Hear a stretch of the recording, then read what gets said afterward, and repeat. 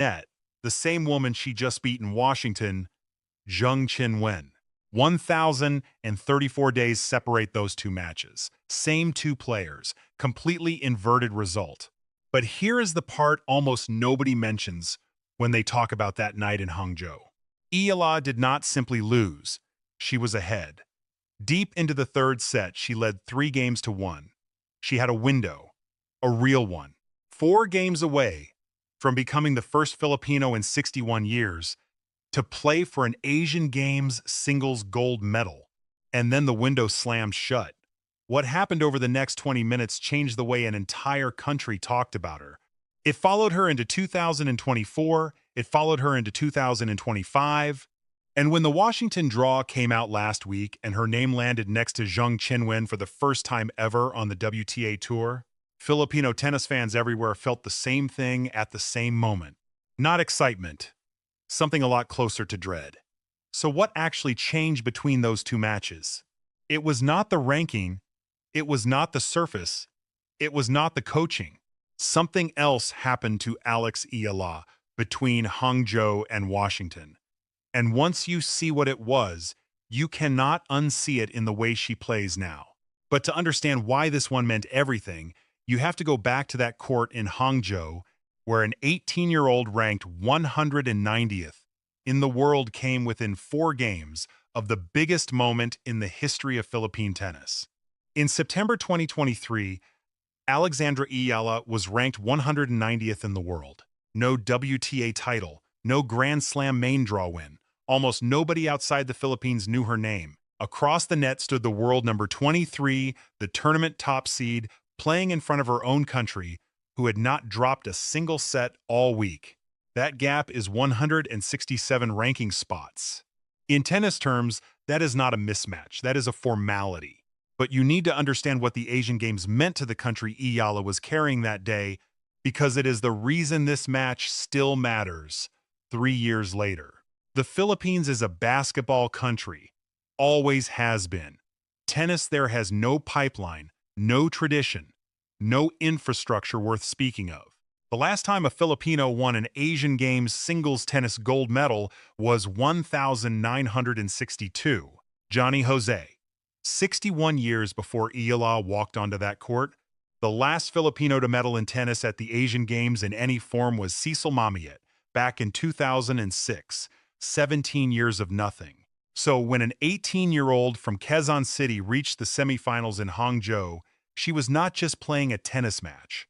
She was carrying a drought that was older than her parents. And who was she exactly? Alex Eala left home at 13 to train at the Rafa Nadal Academy in Mallorca, roughly 6,700 miles from Manila. She grew up hitting on basketball courts with her grandfather, a man she calls Lolo, who invested his final years into her tennis. She won the Junior US Open doubles title, then the Junior French Open singles title in 2022, the first Filipino ever to win a Junior Grand Slam. Every step of the way, she was the first. Which sounds glamorous until you realize what it actually means. There was no one ahead of her to follow. Here is the detail that gets left out of every recap of that Hangzhou match, and it is the one that matters most. The day before the semifinal, Eala played twice. Singles in the morning against an Indian opponent, a long one, then mixed doubles in the afternoon with Francis Alcantara, her partner for the very first time, against the top-seeded Indian pair. That match went 3 sets too. She won it. She kept the country's medal hopes alive in 2 events at once. And then she woke up the next morning and had to play the world number 23. She walked into that semifinal on legs that were already empty, not tired, empty. And she knew it. If you are watching this and you are already frustrated on her behalf, hold on to that feeling, because the next 10 minutes are going to make it worse before they make it better. And if this is the kind of tennis storytelling you want more of, the stuff behind the box score, the channel is right there under this video. Everything that happens to Eala from here through the US Open, we are covering all of it. Because on paper, this semifinal should have lasted an hour. Zheng was fresher, ranked higher, seated first, and playing at home in front of a crowd that was going to carry her. It lasted more than 3 hours. And what happened in the middle of it is the reason we are still talking about it today. Set 1 went exactly the way the ranking said it would. Eala won the very first game. Then Zheng won 6 in a row. 6-1? Done? 18 minutes of the world, number 23 simply being better at tennis. From the stands, it looked like the formality everyone predicted. The Chinese crowd settled in. This was going to be quick. Set 2, Zheng went up 5-2. That is the moment. Serving for the match, home crowd on their feet. An 18-year-old on empty legs standing across the net with nothing left. 1 point from going home. Then Eala saved that point. And the next one. And the one after that, she saved match, point after match, point after match, point, game after game, refusing to hand over the one thing she still had, which was the next ball. 5, 3, 5, 4, 5, 5. The crowd that had been roaring 20 minutes earlier went quiet because something was happening that was not in the script. 6-5 Zheng. 6-6. Tiebreak. Eala won it 7 points to 5. Think about what that actually required. She was 167 spots below her opponent in her opponent's country on a body that had played 3 sets of mixed doubles the previous afternoon, and she erased a 5-2 deficit and multiple match points against a top 25 player. How many 18-year-olds in the history of the sport do that? 1 set all. And now the door was open. Third set. Eala broke serve and went up 3-1. Read that again. 3-1. Deciding set. Asian Games semifinal. 4 games from the gold medal match. 4 games from the best Filipino tennis result in 61 years. There were people in Manila who got out of their seats. And then her body finally sent the bill. Zheng won 5 straight games. Eala did not win a single point in the 8th game of that set. Not one. 3 hours and 11 minutes after the first ball, it ended 6-3, and the girl who had just produced the performance of her life walked off the court with nothing to show for it except a bronze medal she had already secured before the match even started. Zheng Qinwen went to the final and won gold. 10 months later, in Paris, she won Olympic gold too. She reached number 4 in the world. She made an Australian Open final. Every single time Alex Eala's name appeared in a headline over the next 3 years, somewhere in the comments, someone brought up Hangzhou. So how do you come back from that? How do you come back from being 4 games away and then losing 5 straight? Here is the honest answer. For a long time, she did not. Fast forward to early 2026. Eala is a top 50 player now, real progress, first Filipina ever to crack the top 50. Dubai, quarterfinals. She plays Coco Gauff, 6-love, 6-2. She wins 2 games in the entire match. Miami, round of 16, she plays Karolina Muchova, 6-love, 6-2. Again, 2 games. Linz, round of 16, out to Jelena Ostapenko, Stuttgart. Round of 32, out to Leylah Fernandez in straight sets, 6-1, 6-4. Somewhere in that stretch, a stat started circulating that stung more than any of the losses. Eala was 0-11. Career against players from the Czech Republic. 11 matches, 0 wins. And the whispers started, not the loud kind, the polite kind, which is worse. She is a wonderful story. She brings incredible crowds. She is a fantastic ambassador for the sport in Asia. Notice what is missing from all of those sentences. Nobody was saying she was going to win anything. The pattern people saw was the Hangzhou pattern over and over.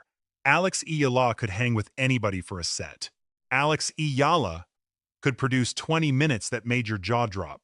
And then, somewhere around the moment it actually mattered, the level would go and the scoreline would collapse. 3-1 in the third at the Asian Games. 6-love to Gauff, 6-love to Muchova. By April of 2026, if you had said out loud that Alex Eala was going to beat a reigning Olympic champion from a set and a breakdown on a hard court, most people watching tennis closely would have smiled politely and changed the subject. 3-1 up in the decider. 4 games from history. And then her legs simply stopped answering. Zheng won 5 straight. Eala took bronze, went home, and for 3 years that scoreline followed her everywhere. Until this June, when something in her game quietly changed. June 2026, grass season. Eala beats Elena Rybakina, a Wimbledon champion. Then she beats Alina Svitolina. Then she goes to Birmingham and wins the title. And then, at Wimbledon, in the 3rd round, she does something nobody outside her own team saw coming. She beats the defending champion, Iga Swiatek, in straight sets. Let me slow down here, because this is the whole video. Everyone assumed the story of that match was Eala hitting bigger, playing braver, finally matching a top player's power. That is the assumption almost every fan makes about a breakthrough win, and in this case, it is completely wrong. Listen to what Swiatek said afterward. She said Eala got in her head, that she confused her, that there were slow points, that Eala kicked the ball out wide, that she took her time and then suddenly rushed. Swiatek meant it as a compliment, and it is the single most revealing thing anyone has said about Alex Eala in the last 2 years. Because that is not a description of a player who overpowered someone. That is a description of a player who made someone else uncomfortable. Here is the reframe. Everybody, including a lot of tennis media, spent 3 years asking the wrong question about Eala. The question they kept asking was, when is she going to get strong enough? When does the serve become a weapon? When does she develop the forehand that lets her trade with Sabalenka and Gauff and Rybakina? She never answered that question. She threw it out.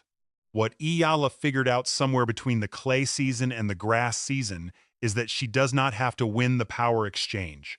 She has to make the power exchange stop existing, slow the ball, then rush it, change the height, change the width, take an extra 8 seconds between points, then serve before her opponent has finished her routine. Give a hitter nothing to hit against. Think about what it is like to play a big server. You know what is coming. It is horrible, but it is legible. You can prepare for horrible. Now think about playing someone who never gives you the same problem twice. Every ball is a slightly different question. And after 90 minutes of that, the mistake you make is not physical. It is a decision you did not want to make, made half a second too late. That is what Iga Swiatek walked off center court trying to describe. And now go back to Hangzhou with that in your head, and the 2023 loss reads completely differently. In Hangzhou, Alex Eala tried to keep up with Zheng Qinwen.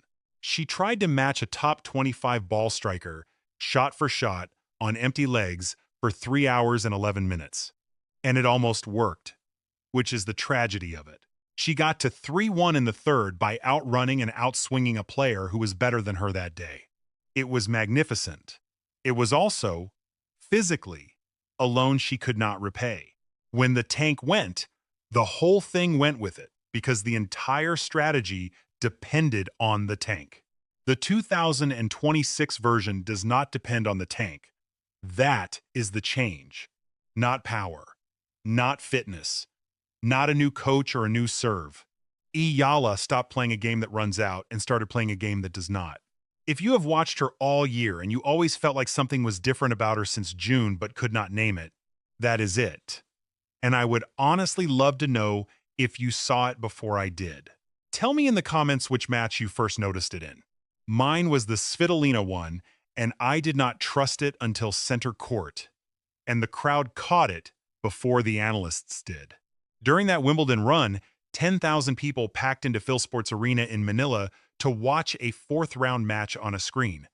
Not a final. A 4th round. Andy Roddick said on his podcast that when a country holds arena watch parties for a round of 16 match, he is in. Free popcorn, and that Eala is not a fun story anymore. She is a movement. So when the Washington draw came out and the name next to hers read Zheng Qinwen, the tennis world saw a brutal opening round. Eala saw something else entirely. And what she did with it in the 2nd set on July 28 is the part that should genuinely worry the rest of the WTA. 4-3 2nd set. Zheng has just broken Eala at love. Zheng is 2 games from winning the match. She already has the first set, 6-4. She has been serving thunder all night. 14 aces by the end of it. The arm that once took her to number 4 in the world, looking like it never left. And if you were watching in Manila at 4 in the morning, you knew exactly what this felt like because you had seen this exact movie before. Hangzhou. Set 2. 5-2 down. The moment where Alex Eala's tank runs dry, except this time, the ball goes the other way. Eala breaks straight back at love. Same margin Zheng had just taken from her. Handed right back, 4 games all. And then it starts. 5-4, 6-4, second set. Then in the third, 1 love, 2 love, 3 love, 4 love, 7 games in a row. From 4-3 down to 4-0 up in the deciding set without losing a single one along the way. Zheng finally held to get on the board at 4-1. Eala broke her again in the very next game and served it out. 6-1, now count the whole thing. 9 of the last 10 games. 6 breaks of serve in the match. 2 hours and 26 minutes. And now put the 2 matches side by side because the symmetry is almost too clean. Hangzhou 2023. Eala is ahead, 3-1 in the decider, and Zheng wins 5 straight games to end it. Washington 2026. Zheng is ahead, 4-3 with a break in hand, and Eala wins 7 straight games to end it. Same 2 players. Same pattern. Reversed. Now, I want to be straight with you about something, because you deserve better than a channel that inflates a story. Zheng Qinwen came into Washington ranked 123rd in the world. She had elbow surgery, she missed almost a year, she has been 11-11 in 2026 trying to find her level again. This was not the Zheng who won Olympic gold in Paris. She was in the draw on one of the last wildcards. And here is why that makes the win more interesting, not less. Because even a compromised Zheng Qinwen still hit 14 aces, still won the first set, still broke Eala at love with the match in her hands. Whatever her ranking says, that serve did not go anywhere, and for an hour and a half, she was the better player on the court. Eala won anyway, not by out-hitting her, by refusing to give her a clean ball to hit and waiting for the decisions to get worse, which is the exact thing that did not exist in her game in 2023. Listen to how she described it afterward. She said that as her level has gotten higher, she always wants to win and she always wants to fight, but that after the progress of the past year, she now has more ammunition to back it up. That is a very careful sentence. The fight was never the missing piece. Anyone who watched Hangzhou knows the fight was there. What was missing was a way to make the fight pay. And her coach's instruction during the comeback tells you everything about the new version. She said he told her to keep going, because if she was there for every ball, the chances would come. And then she added, like always, he is right. Be there for every ball. That is not a power strategy. That is the strategy of someone who has decided the other person is going to break first. One more thing, and this is the number nobody is talking about. Tournament chairman Mark Ein told the media in Washington that over the past month, at least 80% of the ticket inquiries for the entire event, men's draw included, were people asking one question. When is Alex Eala playing? 80%. At a tournament with Jessica Pegula, Naomi Osaka, Madison Keys, Venus Williams, and Alina Svitolina in the field. She is ranked 28 in the world and she has never won a WTA main tour title. So the debt from Hangzhou is paid. But if you think that is where this story ends, you have missed what the last 3 years were actually building toward. The best Grand Slam singles result by any Filipino in history is a quarterfinal.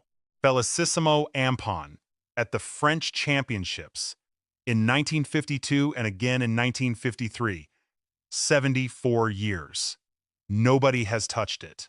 And Alex Eala walks into this hard court swing with 70 ranking points to defend. 70. That is it. Everything from here through the US Open is upside.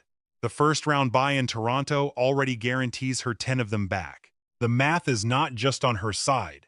The math is barely paying attention to the other players. Next up is Leylah Fernandez, defending champion in Washington, 7th seed, and a Filipina-Canadian whose mother is from the Philippines. She beat Eala in Stuttgart in April, 6-1, 6-4. So the round of 16 is a rematch, a title defense, and a Filipino civil war all in one match, 3 days after the Zheng revenge. You could not script the schedule better if you tried. But step back from the draw sheet for a second, because the thing that happened on July 28 was bigger than one scoreline. For 3 years, Hangzhou was the ceiling. It was the proof, offered gently and often, that Alex Eala was a wonderful story who would come up just short of the moments that count. 4 games away, 2 games in a set against Goff, 0-11 against the Czechs. What Washington showed is that the ceiling was never physical. It was structural. She was playing a game with a fuel gauge, and she has replaced it with a game that does not have one. That is a different player, and every top 20 on tour is going to figure that out at an inconvenient time. And she is dragging 120 million people into tennis while she does it. 10,000 in an arena for a 4th-round watch party. 80% of the ticket calls in Washington. Andy Roddick calling it a movement.